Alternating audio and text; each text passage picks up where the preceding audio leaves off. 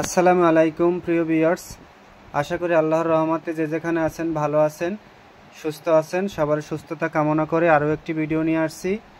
টোটকা বাতের ব্যথা, যারা পুরানো বাতের ব্যথায় ভুগতেছেন, বাতের ব্যথায় উঠতে পারতেছেন না, নামাজ পড়তে পারতেছেন না, হাঁটতে পারতেছেন না, ইনজেকশন করা লাগে, বহুত কষ্টে যারা আছেন, সেই বাতের ব্যথার টোটকাগুলো অবশ্যই আজকে আপনারা টুকে নেবেন।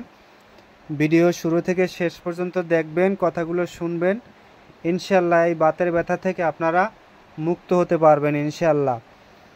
বাতের ব্যথায় প্রথম টোটকাটা হলো কালো ধুতরার পাতা ও শিকড় বেটে রস বের করে ছোটার সাথে মিশিয়ে অগ্নিতে আগুনে গরম করে সেই গরম উমতা গরম সহ সেই বাতের ব্যথা স্থানে মালিশ করলে বাতের ব্যথা সাথে সাথে ভালো হয়ে যায়।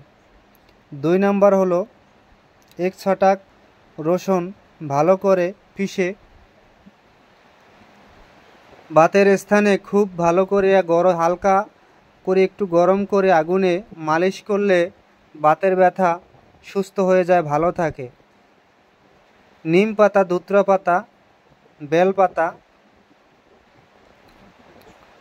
ও চুলার মাটি একত্রে মিক্স করে বাতের ব্যথার স্থানে মালিশ করলে খুব দ্রুত সে বাতের ব্যথা সেরে যায় এবং ভালো হয়ে যায়, আল্লাহর রহমতে ঠিক হয়ে যায়।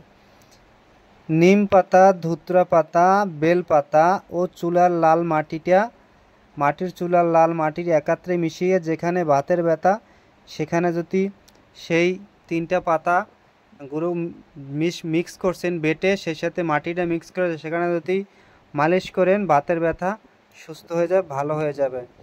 এই বাতের ব্যথায় বহুত মানুষ ভুগতেছেন, কষ্ট পেতেছেন, কাজে এই টিপসগুলো অবশ্যই আপনারা ব্যবহার করবেন আর সুস্থ হয়ে যাবেন। সবাই ভালো থাকবেন, সুস্থ থাকবেন। আর যারা বাতের ব্যথায় বাবারা, বোনেরা, মায়েরা কষ্ট পেতেছেন অবশ্যই এই টিপসগুলো ব্যবহার করবেন। ভালো থাকবেন। আসসালামু আলাইকুম।